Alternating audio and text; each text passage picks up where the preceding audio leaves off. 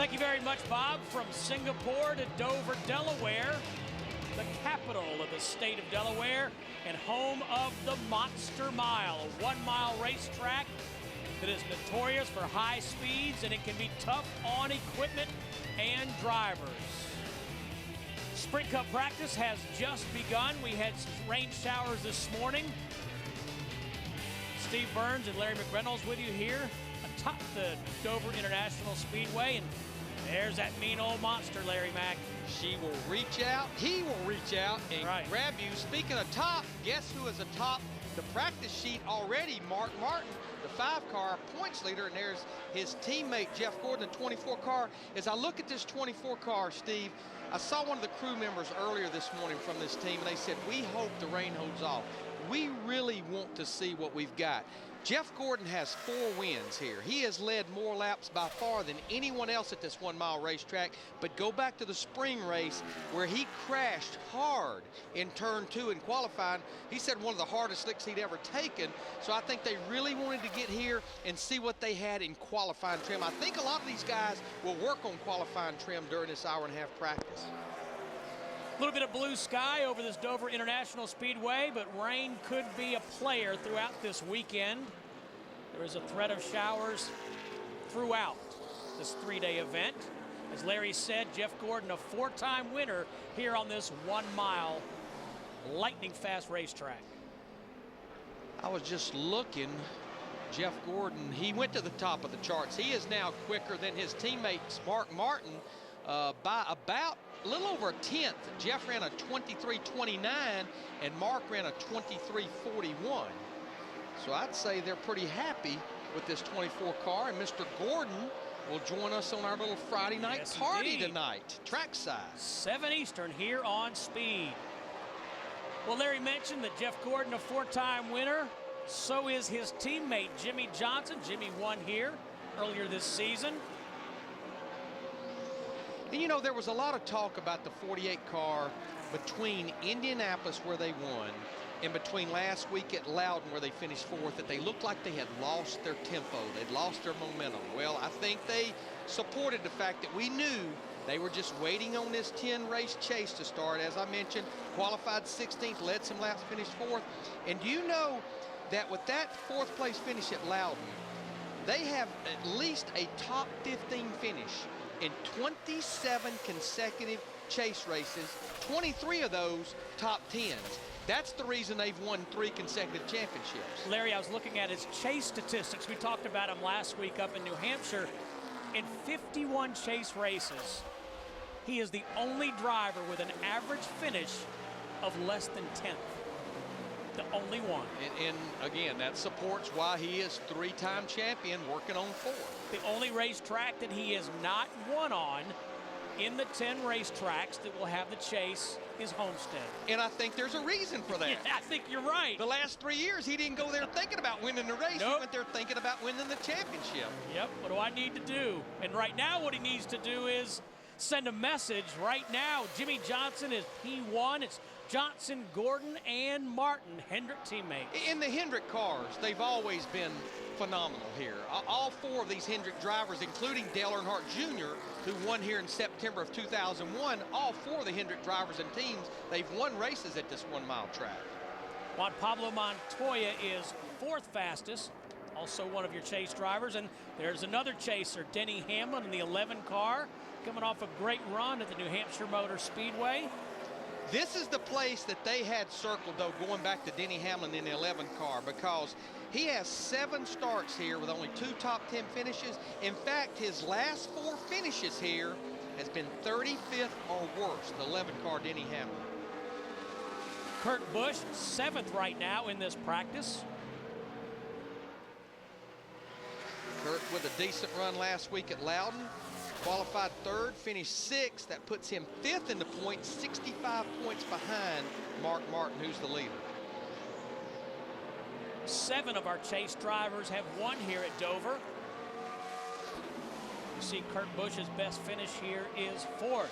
One of the other drivers who has won here, that would be Carl Edwards in the 99. And he's one of our chase drivers that just was okay last week at Loudon. We thought when he qualified 5th on Friday, it's like, boy, he's going to be tough. Struggled for most of the day, ended up finishing 17th. I just feel like that he, and especially Jeff Gordon, the 24 car, those two drivers, they didn't maybe use their mulligan up, but they can't stand many finishes back there, 14th, 15th, 16th, which would also include Tony Stewart, the 14 car. That needs to be their worst finish of these 10 chase races, I think.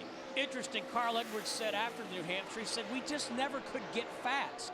Now, Greg Biffle, his teammate, said, we had a good car, I just couldn't get track position. But the 99 said, just didn't have the speed. None of the Roush Fenway cars had the speed. He's the only one that had the speed on qualifying day, but just couldn't back it up on race day.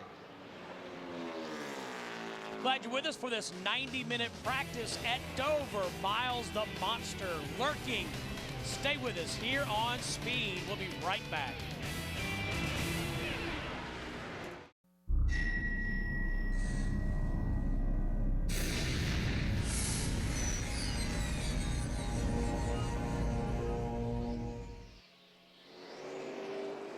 Well, last week at the New Hampshire Motor Speedway, Mark Martin won in grand style, his 5th win of 2009, and his first win in 26 New Hampshire Motor Speedway starts. So he wins race number 1 in the chase. Trouble, though, for Tony Stewart, a loose axle cap. He came back, struggled back to finish 14th. Casey Kane, not as lucky, a blown motor. Kane would finish 38th. He is 161 points behind the leader, Mark Martin. But here we are at the Monster Mile. Let's take a look at the point standings after one race in the chase. Top 10 drivers separated by 102 points. You see Johnson and Hamlin 35 behind Mark Martin. And the problem with that Casey Kane 161 number is that's a full race behind already. I know we have 9 races to go, but the history of the chase shows you need to start off on a good note at Loudon. 161 points out, it's not a good note. Wendy Venturini, what's going on with Mark Martin, our points leader? Well, when practice started, Mark Martin was one of those first cars out on the racetrack this morning, and the guy, his teammate right next to him is Jimmy Johnson. It took Jimmy Johnson nearly 7 minutes. They kind of waited. Jimmy quietly, patiently waited outside the race car before practice to get started in about 7 minutes, and the 48 car did go out, and they posted the fastest lap in 2 laps. But our points leader, Mark Martin, being one of the first guys out, went out on the racetrack and was already back in from his first run before Jimmy Johnson even left the garage the first time. The 5 car went up on scales. They've already made their first run in 1 lap for Mark Martin. He was able to tell that he's loose off the wall and landing. He said it's not crazy, but he needs to fix up the feeling that he gets off the corner. He can live with that loose off the wall, but Mark Martin and the 5 team already making adjustments. The car's on scales, so they seem like they are ahead on their game plan for today, and it's serious business for our points leader. Bob Dillner? Greg Biffle is 9th in points, 92 points out of the lead, and of all the racetracks he knows he needs to do well at, Dover is one of them. He won this race last year at the Monster Mile, and Roush Fenway Racing is awfully good here. In fact, Greg Biffle's so good in the last 6 races here, he has 5 top 5 finishes, including that win. But you can see right now that car is up on the scale pads, and that's because this car is absolutely horrible. I just spoke to Greg Biffle. He said he could not even get up to speed because the car was so darn loose. Greg Biffle spent some time with him this weekend, really looking forward to this weekend, but he's not a happy camper sitting inside that race car right now, guys. You know, one thing that these guys are really, I won't say fighting or struggling with, but I think it's another reason that these teams wanted to get on this racetrack. We had some tire issues here in the spring. Goodyear brought 8 teams up here in early August, and the tire that we're running here is totally different from anything we've run anywhere this year, totally different from the spring tire. It's a different construction, left side and right side. It's also a different right side compound, and a lot of it was the information that they gained at all the Indianapolis Motor Speedway testing that they did, plus with the 8 teams that were here back in early August.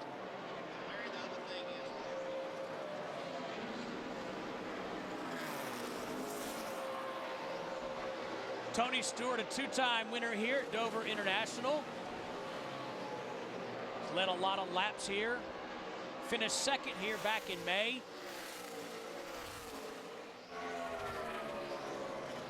Okay, guys, what I was going to say was, when you think about what they're doing here with the tires, and also one other thing about the tires, the Camping World East that's up here running, they run bi-ply. I think that's one of the reasons why you saw several teams kind of just be a little bit patient jumping after on the racetrack. Yeah, we got a new tire.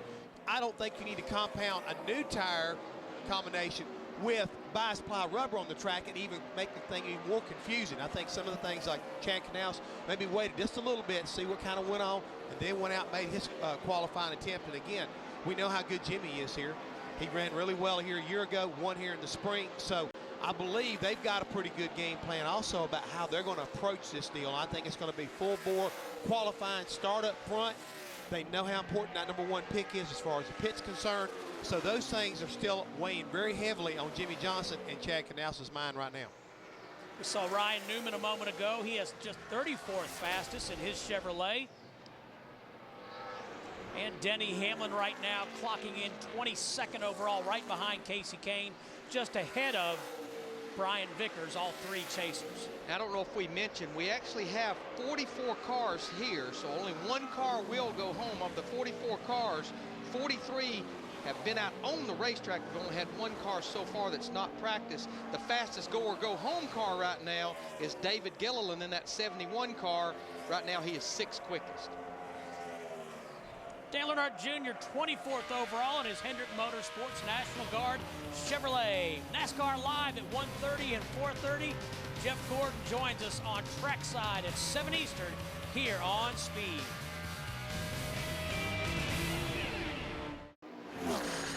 Speed's presentation of NASCAR Sprint Cup practice from Dover is brought to you by Lumber Liquidators. Hardwood floors for less.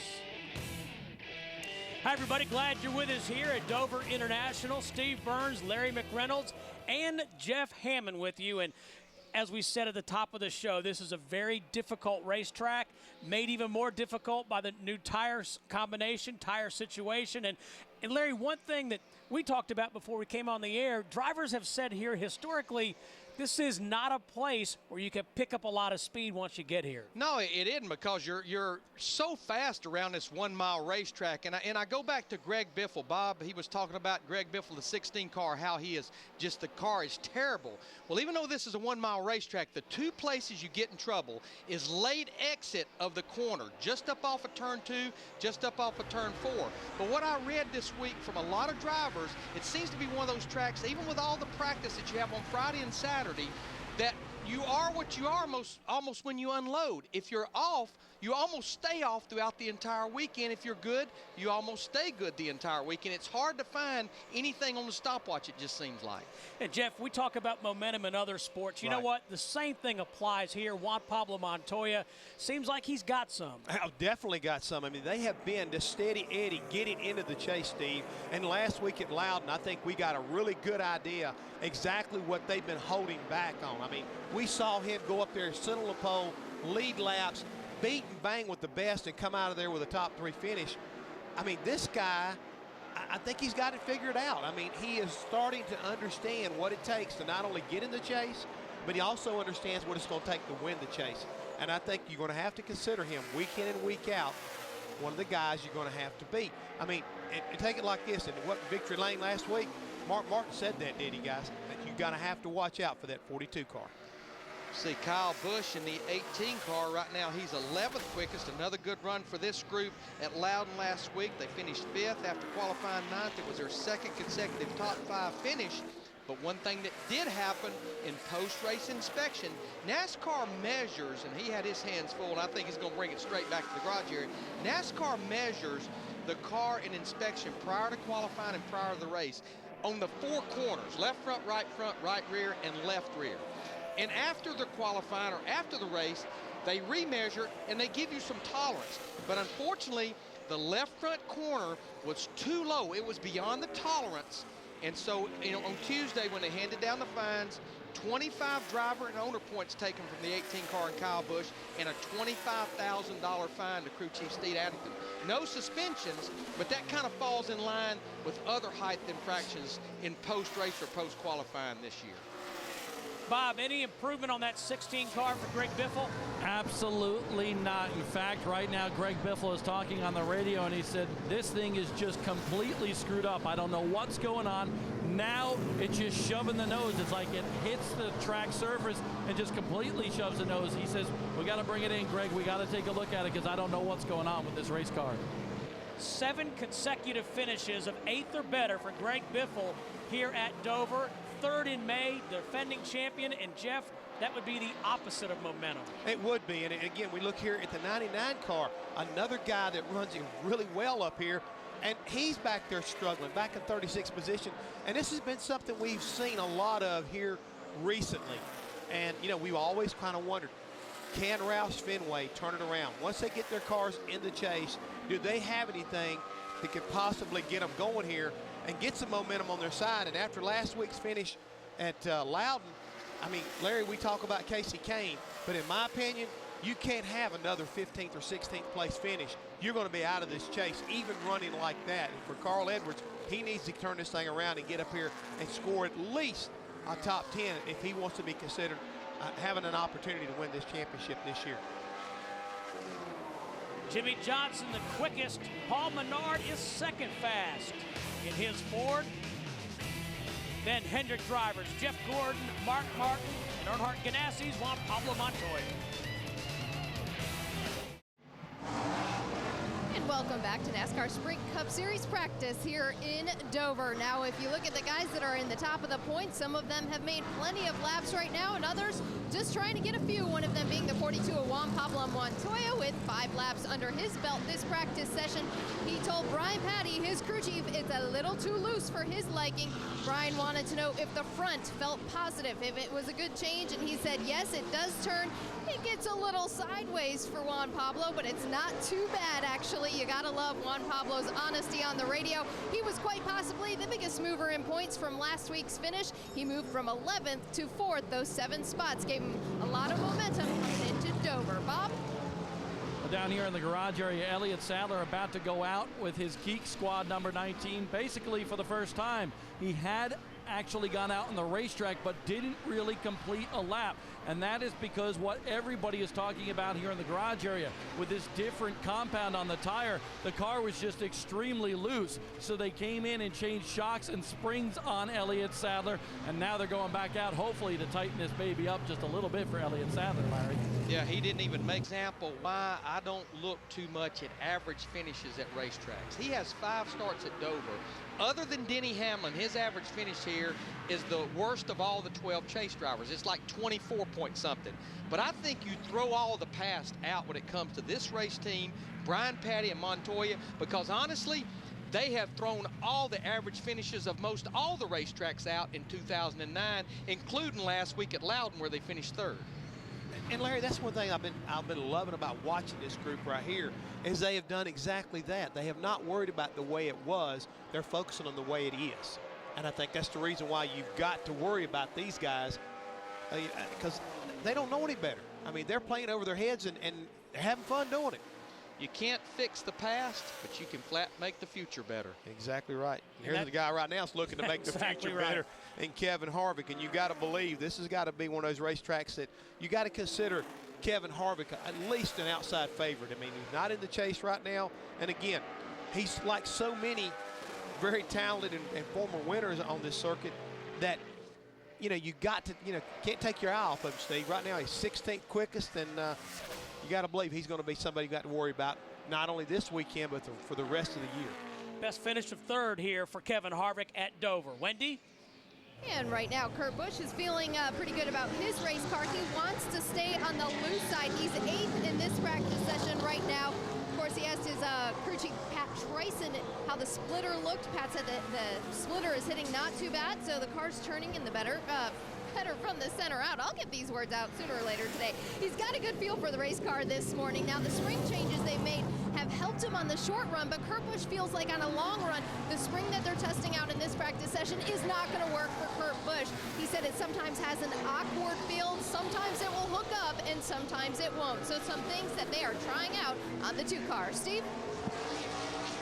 And Larry, when they're talking about a spring, Springs today are so much different even than when you and I were crew chiefs. I mean, we used to use like linear springs. I mean, if it progressively, the further down you compressed it, you could kind of calculate the rate.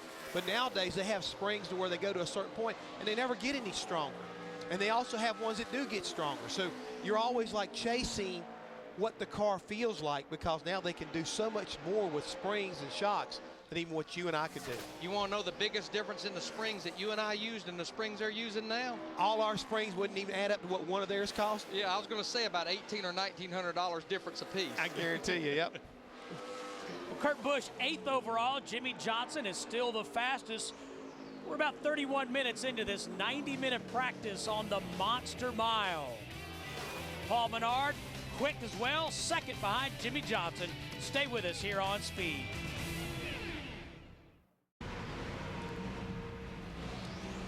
Back at Dover, Carl Edwards still hobbled by that broken right foot. But here nonetheless, let's take a look at our quality and track description of this monster Dover International Speedway, the Monster Mile.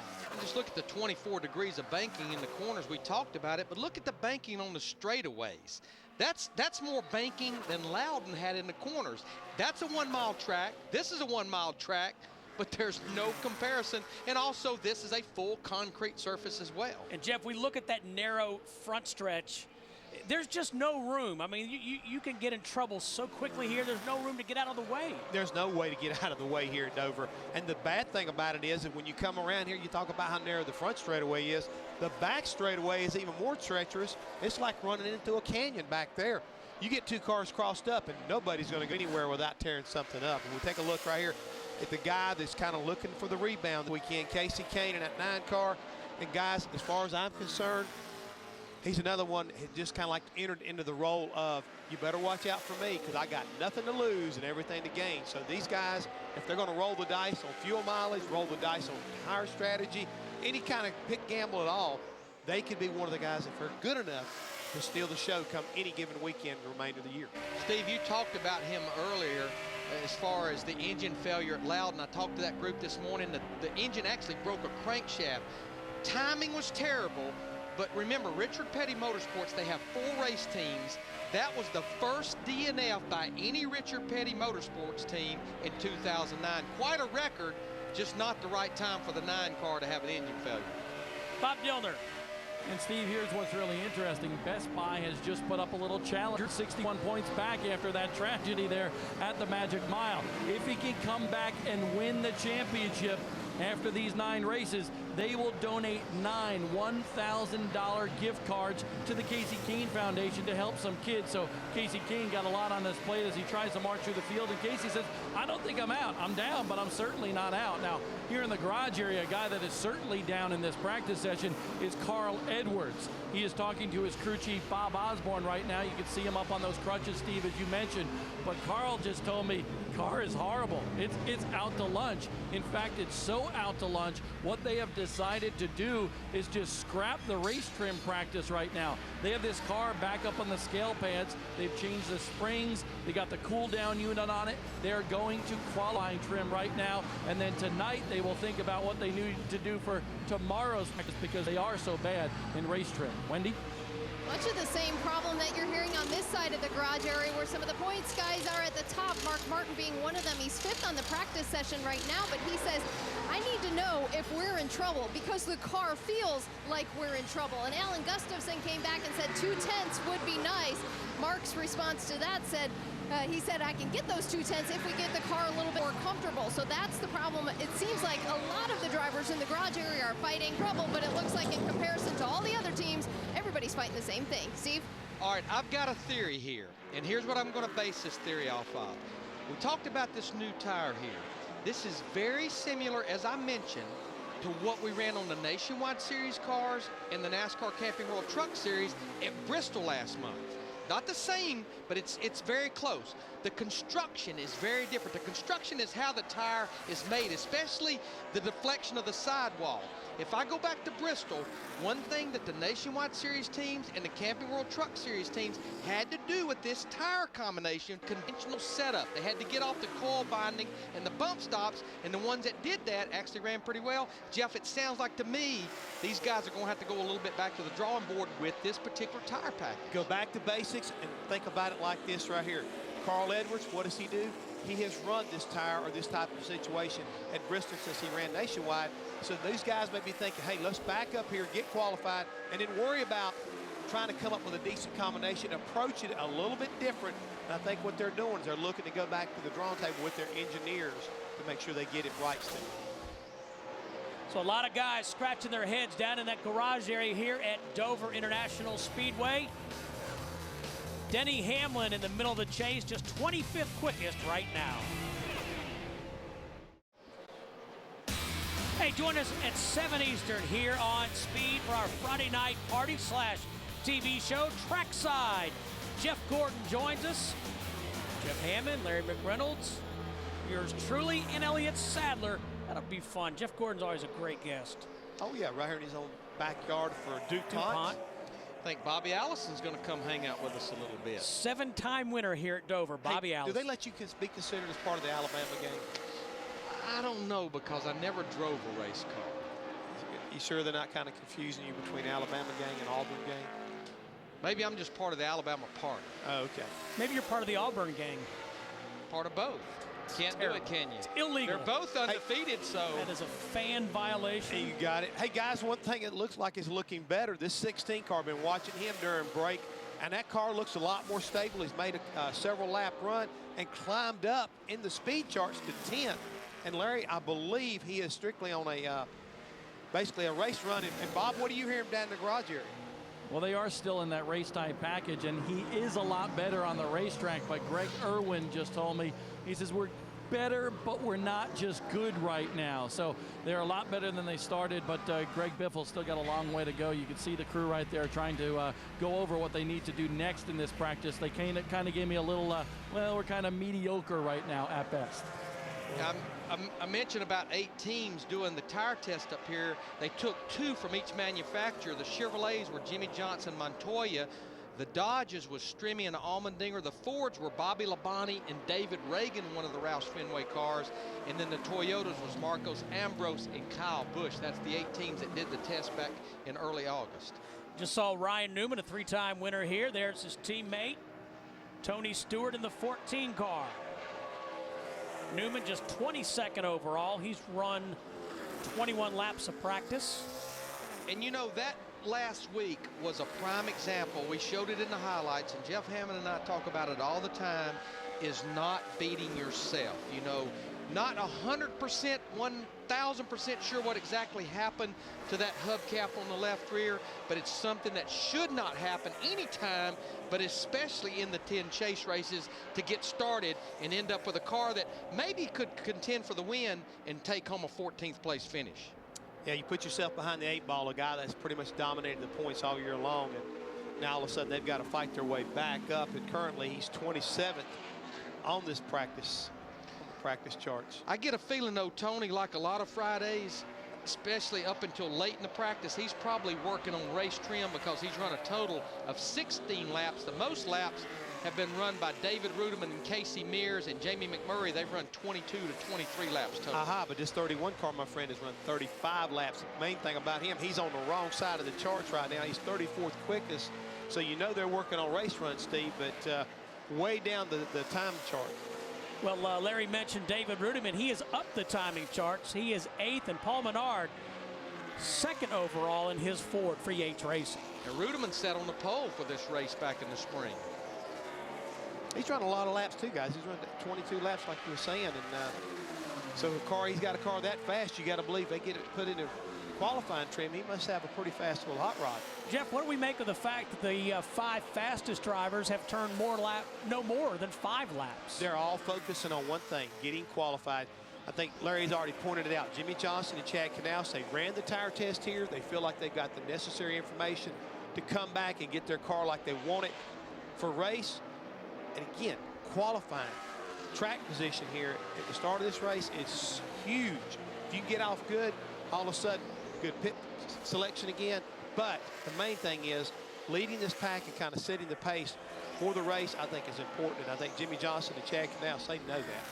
You know, you mentioned Paul Menard being second quickest, Steve. They're probably working on qualifying, because when you look at their last 5 races, going all the way back to Michigan, the best they started is 35th. They want to start somewhere up near the front where they can at least see the green flag when it comes out. On board with our trackside buddy, Elliott Sadler. You think he'll show up wearing glasses and with a pencil protector? He's on the Geek Squad. He's a geek this week. He's a geek. I can always use the Geek Squad. I have a lot of issues. He's a geek.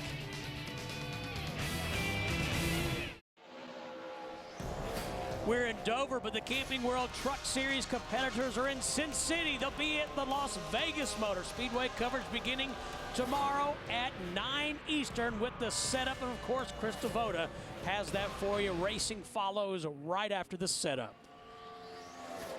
We mentioned Paul Menard. His Ford is second quick, actually third quick. David Gilliland is now into the second position. Menard completing his 7th lap of practice. And guys, the 48 car, he's just completing his 6th lap on the racetrack, and it is now, he picked it up even more than what he did the time before. He's now at a 23:01, and Jimmy Johnson is continuing to try to get that car faster and faster. It seems like it's working for him. Jeff, you mentioned a 23:01. That equates to a 156.45 miles per hour. That's hauling the mail around this place. You know, I say that because in the garage they talk in tenths of seconds, but just want to let you folks at home know how quick that actually is. Brian Vickers in the 83, the Team Red Bull Toyota. He is 26th overall. You know, I was just looking at times. We talked about David Ruderman sitting on the pole back in the spring. His speed was 156.794.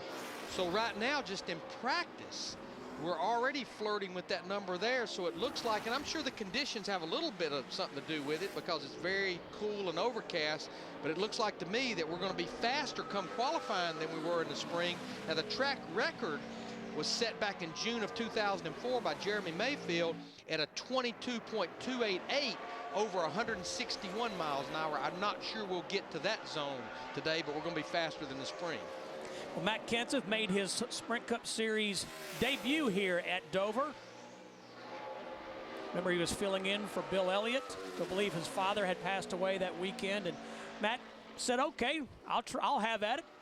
Finished in the top 10. He did an outstanding job, and I think everybody realized then this is a guy that you need to put inside a Cup car. And fortunately, Jack Roush and some other guys, they made it happen, and we have now Matt Kenseth, not only a former champion, but also winner of the Daytona 500 here. It was funny, that was his Cup debut. Remember, Mike Beam was his crew chief. I was doing the race on pit road for the old Nashville network, TNN. I'll never forget, about 2/3 of the way through that race, Matt Kenseth keyed the mic and said, I think I can win this race. And he contended for most of the day. He turned an awful lot of heads, but you know, this team, we keep talking about it, won the very first 2 races of 2009. Now, he finished 4th here in the spring race. That was his last top 5 finish. That's the reason these guys could not close the deal and make the chase. Back to the garage and Wendy. Well, Jimmy Johnson is definitely having fun out there in this practice session. He's getting ready to climb out the race car now. 2 times ago, out on the racetrack on the 2 runs ago, the car had some changes. It helped on the late exit for Jimmy Johnson. The entry felt the same. Now, Chad Canals, being in his suave way, said, we're going to make the change we spoke about initially. They came in, they made some changes. They put a set of tires on. Obviously, you saw that fast run he just went out there and made. Jimmy Johnson on the radio, I wish you guys could have all heard the reaction, because he said, man, talk about a rush. And the spotter came over the radio and said, man, I felt that rush from up here. The adrenaline's flowing for Jimmy Johnson. They are fast. That could be scary. Look out. Look out. That could be scary. Anytime that group right there starts getting zeroed in, it usually means bad news for the other competitors. John Andretti, 41st overall in his Chevrolet.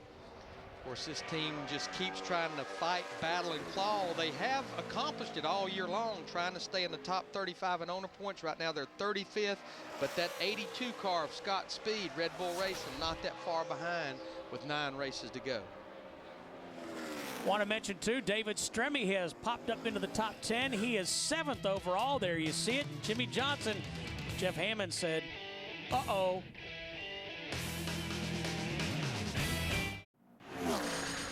Speed's coverage of NASCAR Sprint Cup practice from Dover is brought to you by Camping World's Destination Recreation Sweepstakes. Log on to campingworld.com/racing to enter weekly giveaways. This week, win one of $500 shopping sprees.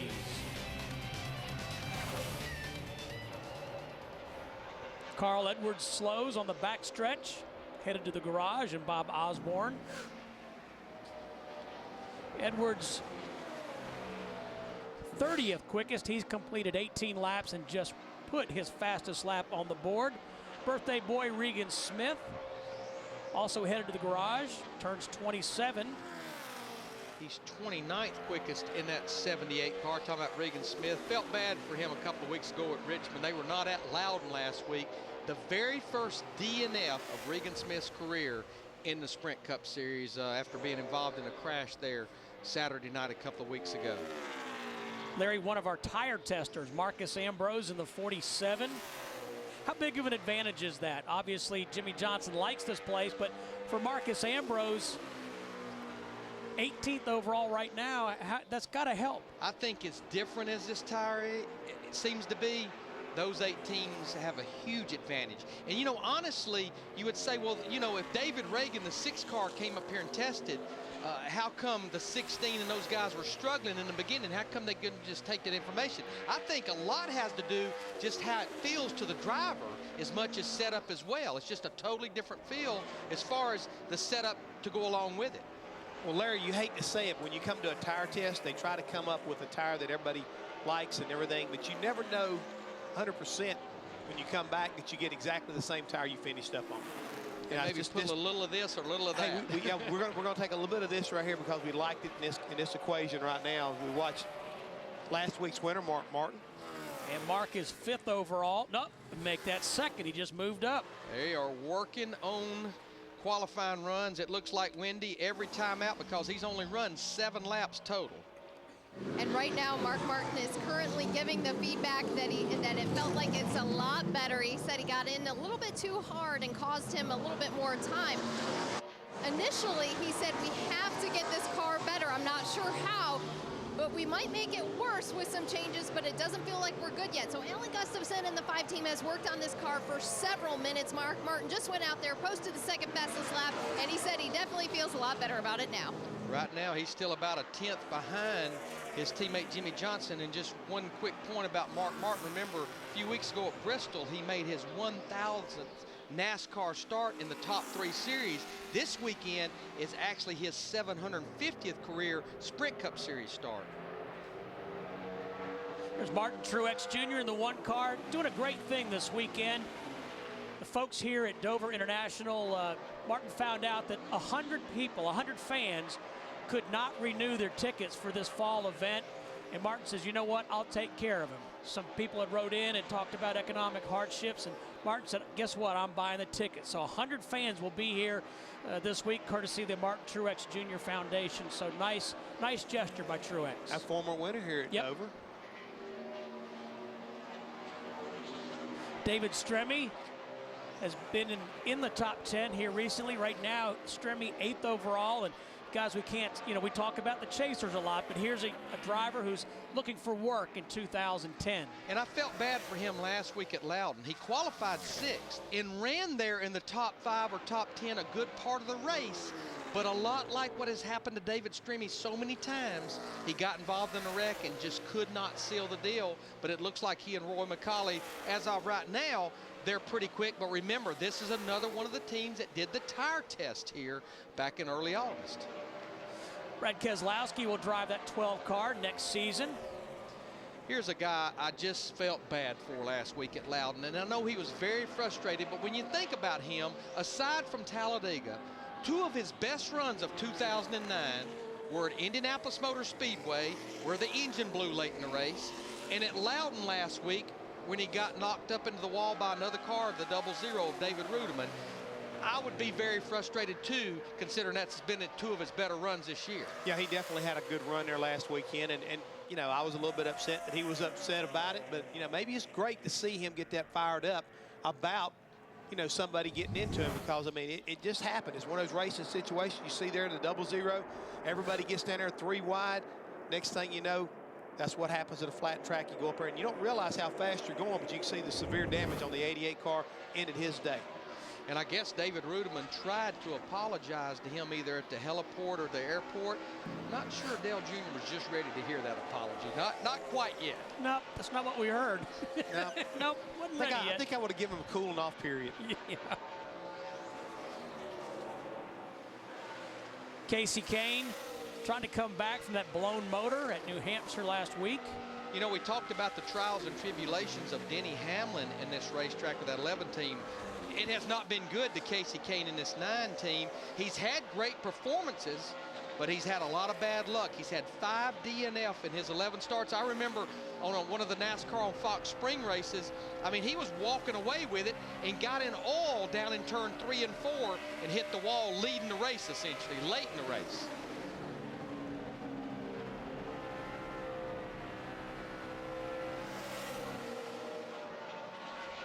Here's David Gilliland. He's been quick all this practice. 6th overall. See what happened to him just a moment ago, going into turn 1. Whoa.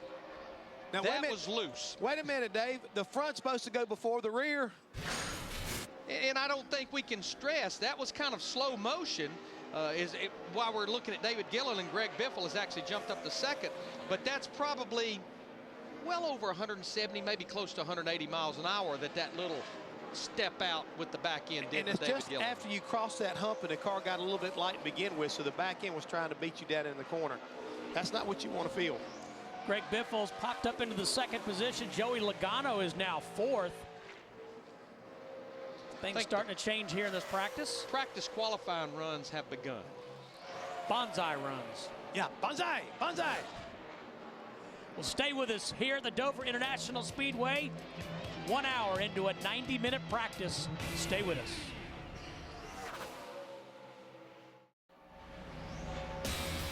NASCAR Race Day, built by the Home Depot. This Sunday will get you fired up for race number 2 in the chase. Coverage beginning at 11. Ryan Newman, Kurt Busch, Brian Vickers, Steve Letarte among those scheduled to appear. I think possibly Chad Canals, Jimmy Johnson, they're trying to get down into the 22-second bracket. Looks like another practice qualifying run, and they do it 22.89.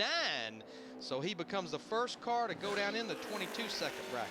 Do you think they want that pole position pretty bad? I think they want it real bad. Hard to believe they only have 1 pole in 2009, and that was at a road course at Watkins Glen back in August. Yeah, that was a surprise for all of us, wasn't it? I think it maybe even caught them off guard a little bit. So they're the only team under 23 seconds. We have 40 drivers in that 23-second category. Now the slowest of our go or go home cars, Scott Wimmer in the Morgan McClure 4 car. This will be about the 3rd time that Morgan McClure has brought a car to the track here. They were at Bristol back last month, actually qualified for the race, but right now Scott is the slowest of the go or go home guys. That's Mike Bliss in the 09 car. See 5 starts here at Dover. Best finish of 18th. He's 39th quickest, just in front of Joe Nemechek, who's 40th.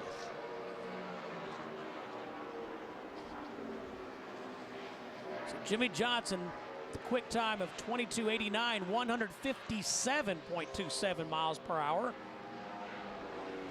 Mike makes a nice pickup right there when he finished his qualifying, a 10th right there, moved him all the way up to 22nd quickest. Which puts him 2nd quickest of the go or go home guys. Here's Kyle Busch in that 18 car.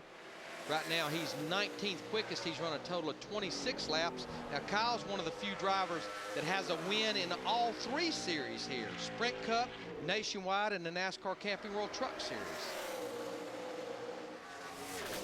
Bob Dillner. Well, Steve, all practice long, what the 18 team has been concentrating on is how the car lands in the corner. And basically what Kyle's referring to when he talks about the car landing is when he gets off the gas and gets on the brakes, how it lands on those bump stops. And right now it's a little too aggressive for him. Better than it was earlier today, but it's still slamming down hard on those bump stops, sometimes even on the splitter, and shooting that nose up the racetrack. You know, Darrell Waltrip, who does the NASCAR on Fox races, he's explained this racetrack, I think, in a great way, and he's had a lot of success here.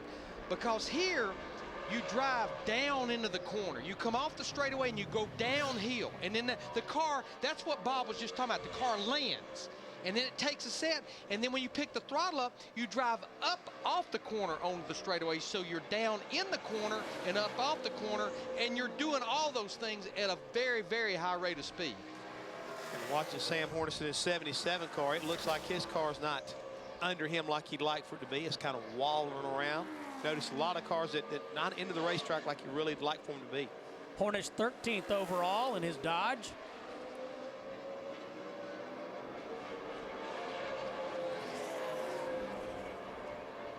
Juan Pablo Montoya with a different paint scheme this weekend. Currently 4th quickest in this practice session. Sporting a little different paint scheme with the black Polaroid colors. And, you know, you go back last week to Loudon, that group brought a brand new race car there. They won every single practice session. They sat on the pole with a new track record. Remember, we've not seen a lot of track records set with this new car in 2009, but came up just a little short, but still a great start to the chase, finishing 3rd. They're 4th in the points, 55 points behind Mark Martin. Juan Pablo Montoya took exception with Mark Martin at the end of the race in New Hampshire.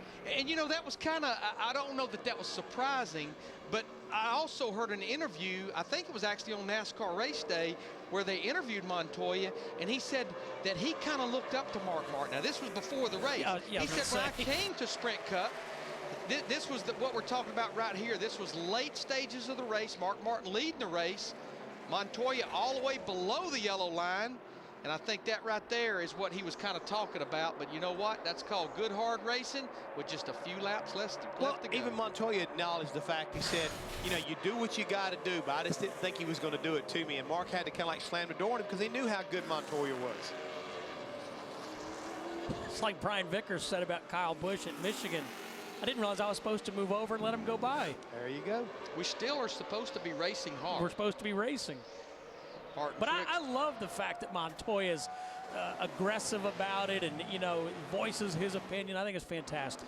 Well, guys, you may not believe this, but I think that you can see that same type of aggressiveness and that same type of tenacity out of the guy that drives that 5 car. Absolutely. As we get closer to the end of this thing, I mean, he's going to race you clean, but if he sees an opportunity to win that championship, I don't think he's going to be pulling over or cutting anybody any slack. Right now, I think his goal is to see if he can better that lap of 23.12. A.J. Allmendinger has actually jumped up to the 3rd spot in that 44 car. Again, another team, another car that did the tire test up here for Goodyear. Mark Martin finished 10th here in May. He's your points leader with 9 races to go. Got 20 minutes left in this practice. Stay with us here on Speed. Hey, Steve, do you think since Larry's in such a bidding mood, we can take him out there and let him buy something out there at Barrett-Jackson? Good point. I think I pretty much used it all up at Martin Truex Jr.'s Foundation Charity Golf Tournament at auction. Oh, it's for a good cause. It was for a good cause. You overpaid, but it's for a good cause. I don't think I overpaid. I definitely didn't overpay. Well, maybe in my eyes I didn't overpay. In Linda's eyes, I probably overpaid. Right. Yeah. Got a very nice home theater system, though. But those things were on sale for $1,500 the other day. Oh, no. No. Saw Clint Boyer's Chevy being pushed back into the garage. Boyer just 29th overall. And Steve, watching the way they pushed that thing back in there, it looked to me like they may have engine problems. It did look like that, didn't it? Yeah. So that would you don't want to start at the back of the field anywhere we go. But I just think this is one of those places where 400 laps is almost not enough to fight your way from the back of the pack. Paul Menard spent some time in P2 on timing and scoring here at Dover, but right now he is 9th overall. Jimmy Johnson is the quickest. Greg Biffle, you heard Bob Dillon report early in this practice, his car was so wild he couldn't even drive it. He's now 2nd quick. And that was a practice qualifying run, I think, on this 98 car. It was about a half a tenth slower than his fast lap of 23.17. He's going to run the 2nd lap. That lap he just ran was a 23.22, and this slows down another half-tenth. It just appears Dover's another one of those tracks where the money lap is going to be lap 1 in your qualifying run. Qualifying about 3:10 this afternoon, and the Cup teams will have 2 practices tomorrow. Just 1 practice today, Bob Dillner. Well, trouble today for Clint Boyer. He'll need that practice tomorrow because they have engine issues down here in the 33 camp. I just spoke to Shane Wilson, the crew chief, a broken rocker arm on this car. So a good call by you guys up there in the booth. Problems for the 33 guys. So when he goes qualifying this afternoon, it will be pretty much for pit selection only. He will, no matter where he qualifies, he'll have to go to the rear of the field when the green flag drops on Sunday. See Danny Lawrence in the blue shirt there. He's been with Richard Childress Racing for a long time. Long time. 20 years maybe? Probably so. Oh, I'd say at least. Probably longer than that, yeah. I just didn't want, want to give his age away or anything. Yeah, he was there back when Larry was around. So he's been there a long time, even when I came there. Denny Hamlin in the 11 car. Right now, he is 39th quickest. He's run a total of 29 laps. Wendy, maybe they're just now getting into qualifying trim. That's exactly right, Larry. And they've made some adjustments to get that race trim a little bit more comfortable throughout most of this practice. He couldn't get back to the throttle when he wanted to. He was very loose under throttle. They've thrown some springs at that race car today, trying to get some more speed. But right now, Denny Hamlin has not made his qualifying run. As you see, Q39, right, or P39. But when you look at Juan Pablo Montoya, he's well onto his qualifying trim. And there you go. We just saw the 11 jump up to 18. So those changes in that qualifying trim paying off. Juan Pablo Montoya out on the racetrack right now in qualifying trim. The changes that they've made have hurt him in the center, but he still had to point it in order to get his car in. Now they changed some front camber on that, which has helped Juan on entry. They also were changing that right side skirt for Juan Pablo Montoya. Yeah, the good news for Denny Hamlin, Mike Ford, the 11 team, they went from 39th to 18th. The bad news, though, they're a half a second slower than Jimmy Johnson, that 48 group right now. Let's talk about pit selection here at Dover. Juan Montoya just jumped up the second quickest there, Steve. Yeah, pit selection, we keep talking about it. It is so important if you can be in that #1 pit. I mean, it's going to get you 3 to 5 positions every time off of pit road. It's going to help you that much. Even though they've widened this pit road out, it still is the place you want to be. The good news is this will be the second race with a little wider pit road, but more importantly, a little bit bigger pit boxes, and even more importantly, 43 of them, not 42, where 2 teams have to share in the beginning of the race. And add one more thing right there to it. We take a look at the turn 4 end. This is where you're talking about. Now they've added another pit up there. But if you also look inside there where you see the words Team Tylenol, Tissot, they don't have that ragged guardrail like they used to have there. Where now, it used to be if you get pushed out to the outside wall, Steve, it'd literally rip the rear end out beneath the car if you got into it. So they've done a lot of improvements for pit wall. Safer barrier inside, safer barrier kind of like, or better inside wall also. So a lot of improvements for pit road, but it's still tricky, and you want to have that #1 pick. And we normally always see at least one set of green flag pit stops here. Maybe aside from Darlington, this is one of the trickiest pit roads to get onto under green, because you've got to get down on the apron, and it's just, you're running so fast down the back straightaway, it never fails. We see cars either miss pit road, or as Matt Kenseth in the 17 car did a few years ago, you don't miss it, but you don't hit it either. You actually hit the end of the wall. Yeah, I don't think he'll ever forget doing that.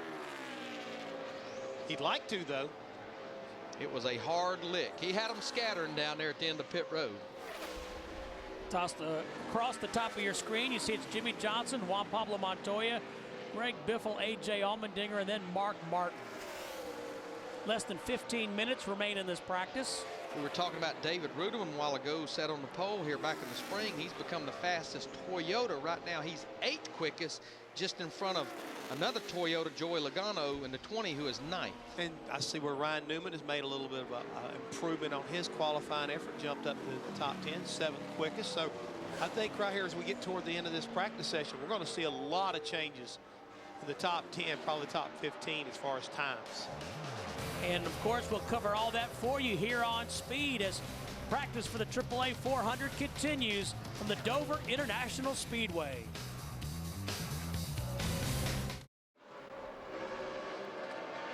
Three drivers have run sub 23-second laps. Jimmy Johnson, Juan Pablo Montoya, and Greg Biffle.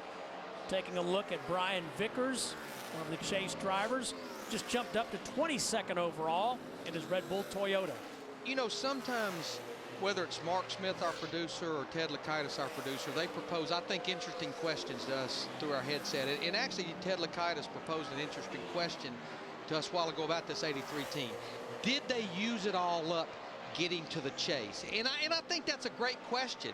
You know, you look back at last week, they ended up finishing 11th. They didn't really run 11th, but they finished 11th. So it'll be interesting. I think the telltale sign of this race team will be when we get to tracks like Kansas next week, Lowe's Motor Speedway, Texas, because we know how strong they are, to have the measuring stick. Did they use everything up just getting into the chase? But Larry, you've got to believe that these teams, I mean, they've been riding that wave of motivation, I mean, the momentum and everything. So you got to believe that if they start stumping their toe, it may take some of that out of there. And again, that could hurt them as much as anything else. If all of a sudden they feel like, oh, we can't do it now. We got here, but we can't do it. I'm just wondering to see how they handle the fact they still got 9 races to go. Bob? Well, Brian Vickers pulling into the garage area right now. We can kind of lose him on our camera right there, but he will be pulling back down here in the garage area. You see Mark Martin on the racetrack right now. But what I wanted to update you about Brian Vickers is they are really not concerned about where they are on the speed chart. Yes, they're 22nd quick right now, but Ryan Pemberton and Brian Vickers are really dialing in on the balance of that race car, much like everybody else, but it's been very minute changes for this 83 car. 19th quickest on the speed charts right now for Brian Vickers, but right now they're throwing a rubber in the left rear. They're doing a shock change on the front. Very minute changes just to dial in the balance on that car. And that's like walking a tightrope at this place. We talked about it earlier. A 1-mile racetrack, you're trying to run around here around 23 seconds flat. You're in the corners so long here. I mean, you spend 2/3 of your time turning in the corners, getting in the corner, through the middle and off. And it's a fine line because you cannot go fast if your car is tight at all, and you sure can't go anywhere if it's loose and the back end hanging out. No, you can't do that at all, because where you make up so much of the ground here is being able to get off of that corner like we talked about, Darrell said. When that car lands, you've got to be able to have the confidence and the ability to get back to that throttle to get down these straightaways. A.J. Allmendinger, 4th quickest in his Dodge, the only Dodge inside the top 10, in fact, the top 13. His teammate Casey Kane, actually teammates Casey Kane, Elliott Sadler, both struggling. And Reed Sorensen also 28th. There you see Casey Kane. Talked about him. He's run 27 laps, but 38th quickest with this 9 car. Carl Edwards, another chaser, struggling.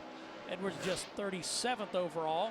And we've got 3 cars that's running the 22-second bracket. This is one of them, Greg Biffle, who's starting a practice qualifying run. He's a 22.937. Montoya is a 22.932. And Jimmy Johnson, his last time out, stepped it up even more to a 22.78. That's only a half a second off of what the track record here is. Wendy, what's the update with Mark Martin and that 5 team? Well, as you crew chiefs like to hear back from the drivers, one of the words you don't want to hear is something's not right and we are not competitive. Was a quote from Mark Martin. He's not happy with this race car right now. He said it's decent, little loose in 1 and 2, center of 3 and 4 gets a little tight, but he tends to overdrive it. Now, what was interesting was his conversation on how he's driving this race car. He says, I'm driving it real hard, with the emphasis on driving it real hard. He's not sure how to help Alan and get more speed out of the race car. He said, I have changed how I have driven this race car throughout this whole practice session to pick up speed, but the changes on the race car have helped him slightly, but he feels like something's off with the 5 car.